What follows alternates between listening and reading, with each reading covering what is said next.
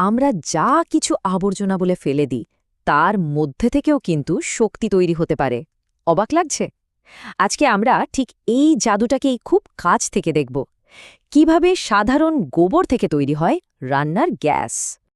একবার শুধু ভাবুন তো, আপনাদের বাড়ির প্রতিদিনের যে বর্জ্য, বিশেষ করে গোবর, সেটাই যদি আপনার রান্নাঘরের জ্বালানি হয়ে যায়। হ্যাঁ, শুনতে একটু অবাক লাগলেও এটা কিন্তু একদম সত্যি। চলুন এই অসাধারণ প্রক্রিয়াটা তাহলে ধাপে ধাপে জেনে নেওয়া যাক।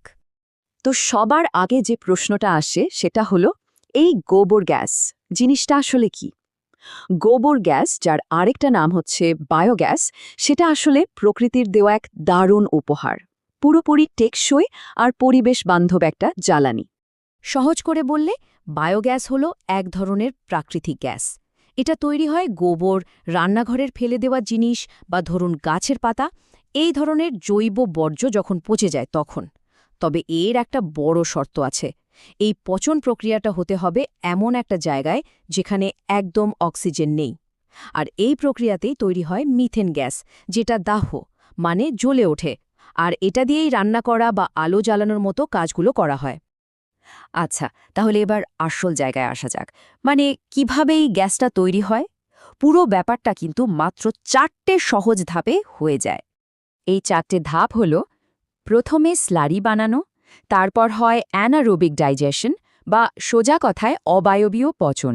এরপরে গ্যাসটা তৈরি হয়ে জমা হয়, আর সবশেষে পাইপের মাধ্যমে সেই গ্যাস সোজা রান্নাঘরে পৌঁছে যায়। খুবই সহজ, তাই না? প্রথম ধাপে কি করা হয়?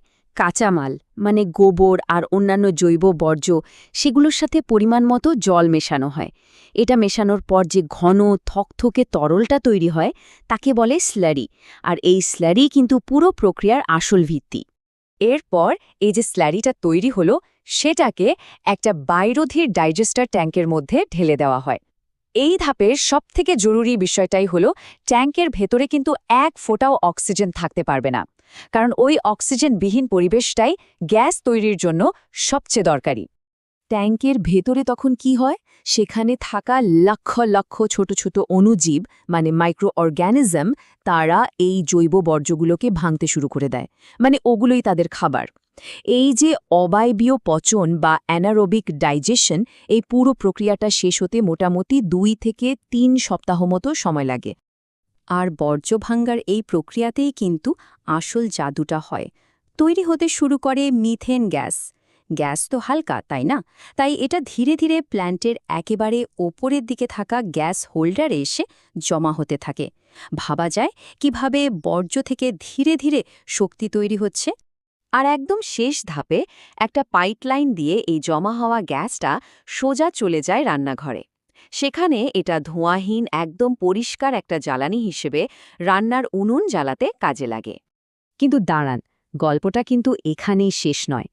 গ্যাস তো তৈরি হলো, কিন্তু এই পুরো প্রক্রিয়াটা আমাদের জন্য আরও একটা দারুণ উপহার রেখে যায়। কি সেটা? চলুন সেটাই এবার দেখে নিই। গ্যাস বেরিয়ে যাওয়ার পর ট্যাঙ্কে যে তরল বর্জ্যটা পড়ে থাকে ওটাকে স্লারি বলে। আর সেটা কিন্তু একটা অসাধারণ জৈব সার।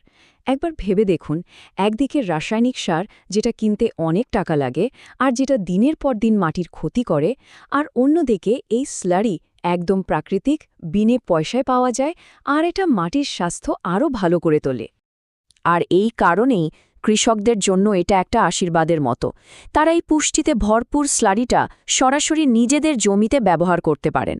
ফলে একদিকে যেমন রাসায়নিক সারের উপর আর নির্ভর করতে হয় না, পয়সা বাঁচে, তেমনি অন্যদিকে মাটির উর্বরতা বেড়ে গিয়ে ফসলও অনেক ভালো হয়। তো বুঝতেই পারছেন, গোবর গ্যাস প্রযুক্তিটা শুধু সস্তায় জ্বালানি বা সার পাওয়ার উপায় নয়, এর প্রভাবটা আসলে আরও অনেক বড়। এটা আমাদের সবাইকে একটা অনেক বেশি পরিষ্কার আর স্মার্ট ভবিষ্যতের দিকে এগিয়ে নিয়ে যেতে সাহায্য করে। এর সুবিধাগুলো যদি আমরা একবারে দেখি তাহলে কি দাঁড়ায়? প্রথমত, এটা পরিবেশ বান্ধব, কারণ এটা দূষণ কমায়।